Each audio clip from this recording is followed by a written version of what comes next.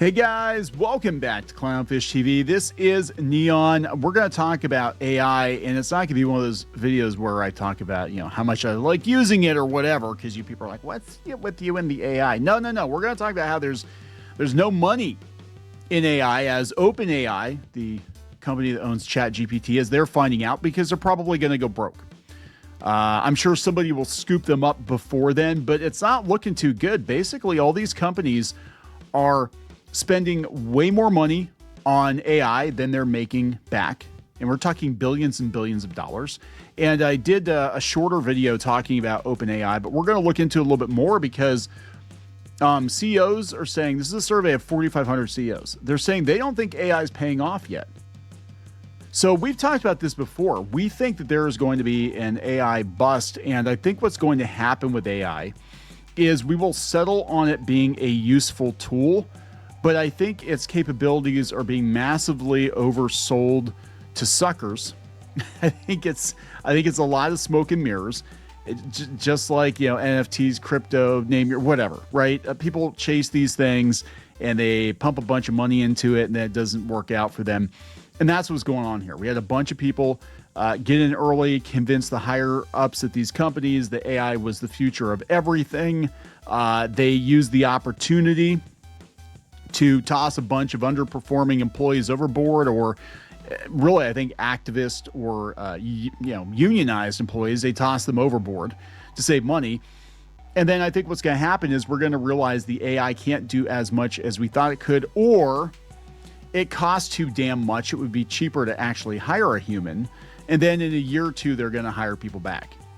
That's what I think is actually going to happen. And we've talked about this before. And I think we're going to realize that we're going to hit a limit. Like, I don't know if there is a limit necessarily to what AI could do other than resources, time, tolerance, like human appetite for this thing.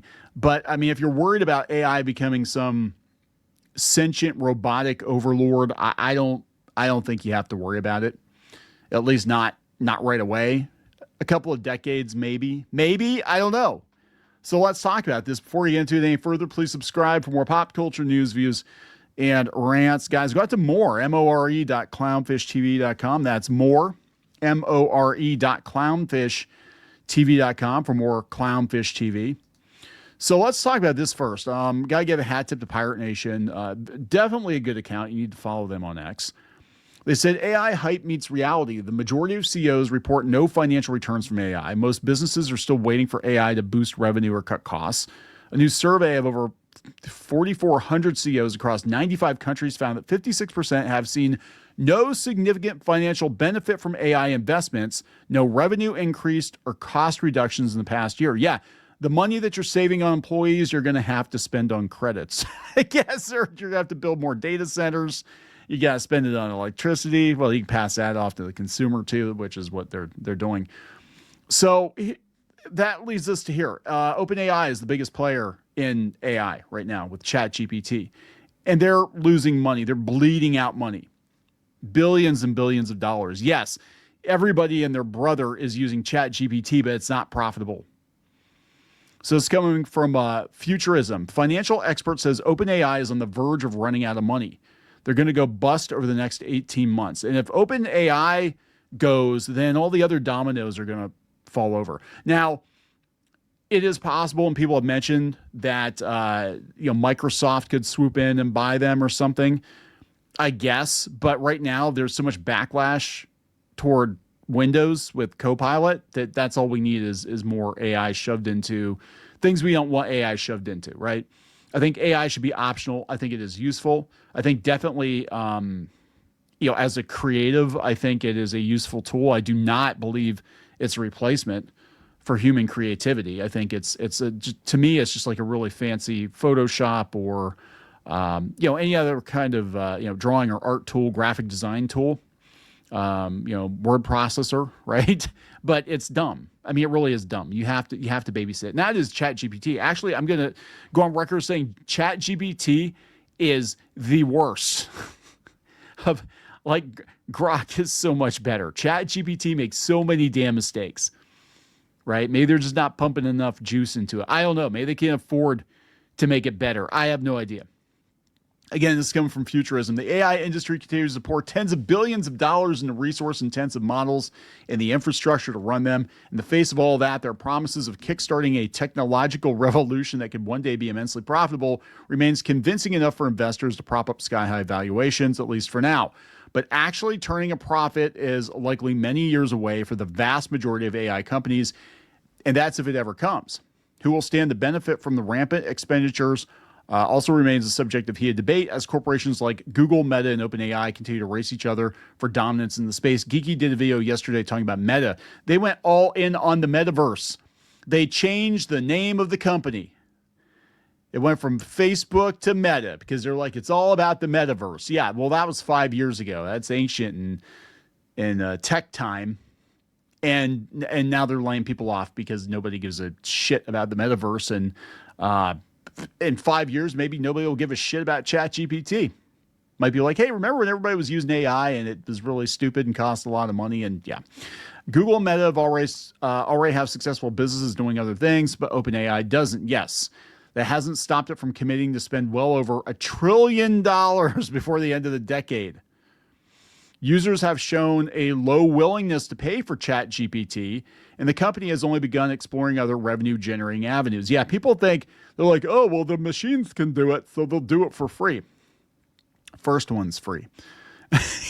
Maybe the first two. When you get used to it doing your homework, then you'll pay more and more and more. It all adds up to an enormous unanswered question. How long can OpenAI keep burning cash? In a new essay for the New York Times, Sebastian Mallaby, a senior fellow at the nonpartisan think tank, they say nonpartisan. Well, I don't know about that. But think tank Council on Foreign Relations, predicts that the Sam Altman-led company could run out of money over the next 18 months. And there's all kinds of controversy going on with OpenAI right now. Accusations of dirty hijinks, people getting gone, if you know what I mean. Other people yeeting themselves because of ChatGPT. So they're getting it from all sides. They're getting investigated, they're getting lawsuits, and they're losing money. He argued that OpenAI's competitors, industry stalwarts like Google, Microsoft, and Meta, could use the money they earn from their legacy businesses to pour hundreds of billions into developing and scaling their AI models, while OpenAI doesn't have that luxury. Now, again, I could totally see Microsoft just going, because their new CEO, man, he loves the AI. I could see them being like, you know what, we're going to bet the farm on AI. We're going to buy OpenAI and shove it into everything. So Windows 12 is going to be the ChatGPT search engine, basically. He says he's no AI hater, this Mallaby. He's extremely bullish on AI overall, arguing that businesses usually take decades to deploy new technologies successfully. In other words, Mallaby isn't betting against a growing AI bubble. He's singling out his predicted winners and losers in the ongoing race. And despite becoming a household name after the launch of ChatGPT just 3 years ago, he expects OpenAI to become a footnote in AI history less than 2 years from now. So that's pretty damning, right? Like, yeah, they're going to totally blow themselves up.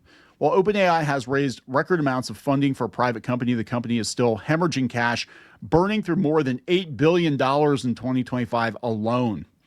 Even if OpenAI reneges on many of those promises and pays for others with its overvalued shares, the company must still find daunting sums of capital. However rich the eventual AI prize, the capital markets seem unlikely to deliver.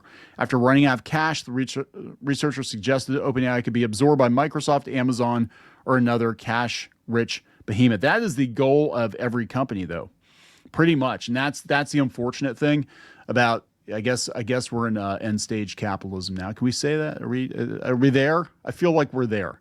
Yeah. So you get to a certain size, and then a bigger animal comes along and eats you after you get nice and plump, and adds your uniqueness, or whatever the Borg used to say, to their own, right? It's just like absorbs your culture, and then just completely destroys it. And yeah. Other experts agree that 2026 could be a make or break year for OpenAI as pressure on the industry continues to mount. Altman is holding on to his guns, declaring code red and doubling down on ChatGPT to keep up with Google. This is the WeWork story on steroids. Oh my God, this is bad. This is the WeWork story on steroids. Now, for those of you who don't know, WeWork was a massive failure. Nobody even talks about WeWork anymore, and they were a unicorn, right? They were a big deal. Everybody wanted to lease their office space or virtual office space or whatever, and they imploded because it was all smoke and mirrors. And I think a lot of AI is all smoke and mirrors. I really do on so many levels. And I am no AI hater either. I'm just being realistic. Its capabilities, because there's so many people that are, especially in the creative space, they're so afraid to touch it, like they're going to go to hell if they touch the robot in the bad place. Like, don't touch its button, you'll burn. No, but once you fondle it a little bit, you realize it doesn't know what it's doing, or it doesn't really. It's just there for the money. It doesn't really care about you. The robot doesn't care about you. This is WeWork on steroids. Wow. The co-working space company famously collapsed like a house of cards and went bankrupt in 2023 after years of turmoil, churning through billions of dollars by leasing and buying commercial real estate. Yeah, it was all show. And that's what they think is going on here. Now, some CEOs are starting to wise up to this. And again, this is what Geeky and I talked about, we think is actually going on with all these layoffs. They're like, well, they're laying people off and they're replacing them with AI. No, they're not. They're using AI or the threat of AI as an excuse to get rid of you. They're not actually getting rid of you to replace you with a robot, because the robot's not capable of replacing most people. It lets talented people, skilled people, competent people do more, but it's not capable of replacing everyone yet. And they know this. They're just like, oh, something AI. And then the investors, they get all wet because they're like, oh my God, guys, they're going in on AI. We don't know what it is exactly, but we know it makes money, kind of like crypto and NFTs. So we're going to invest in this company. And man, if they're laying people off, they're going to save money laying people off. And these magic robots are going to come in, and that means more profit, not realizing that, hey, the AI costs money too. And you might have to go hire people to to clean up the screw ups from the mess the robot made. Nobody wants to mop up after a robot. I'm just saying. Business Insider. Bosses don't think AI is paying off yet, according to a survey of 4,500 CEOs. All right. Everyone wants to know when AI investments will pay off. Most CEOs say they're still waiting, according to PwC's latest global CEO survey released on Monday to coincide with the start of Davos. Oh, God, guys, here it comes. Yeah, it's the most evil sounding thing, the economic forum. Davos. Davos, the conqueror. The consulting giant questioned 4,500 chief execs across 95 countries about their strategic priorities and outlook in the year up to November 2025. More than half of the CEOs surveyed, 56%, said AI hasn't produced revenue or cost benefits for their businesses to date. There it is, guys. It's not really doing what they thought it was going to do. So they fired a bunch of people thinking it was going to replace them. Some report benefits for either revenue or costs. Around a third said their revenue was up in the last year, and 26% said they're seeing lower costs from AI. Again, certain tasks, certain mundane tasks you can use AI for, but you still need a human overseer or five to make sure the robot is getting it right. For example, with journalism or whatever, you can't just crank out ChatGPT articles because ChatGPT gets so much stuff wrong. That may be part of the reason why they're looking at bankruptcy, right? But yeah, you've got to have somebody there watching it, right? Only 12% said they had both decreased cost and increased revenue using AI in the last 12 months. Morgan Stanley on S&P 500 companies showed that certain sectors are seeing higher measurable AI-driven returns: technology, communications, and financials. Yeah, just basic drudgery, right? You want a fancy calculator, AI is good. You want a fancy wordsmith or word checker for crap articles that people are just going to read and forget about in 5 minutes. AI works for that. A small group of companies are already turning AI into measurable financial returns, while many others are still struggling to move beyond pilots. The gap is starting to show up in confidence and competitiveness, and it will widen quickly for those that don't act. So a recent survey on how AI is being used at work found that companies are missing out on 40% of the AI productivity gains that they could achieve with the right strategy. So basically they have it, they don't know how to use it. 12% of CEOs report both cost and revenue gains were 2 to 3 times more likely have also built a strong AI foundation, meaning they have embedded AI extensively across products and services, demand generation, and strategic decision making. Only 30% of those surveyed said they are very or extremely confident about revenue growth. So only 30% said we think we're going to make more money. That's interesting. The consulting firm found there was a strong association among a higher percentage of revenue coming from new sectors, bigger profit margins, and greater CEO confidence in company growth prospects. The companies that succeed will be those willing to make bold decisions and invest with conviction.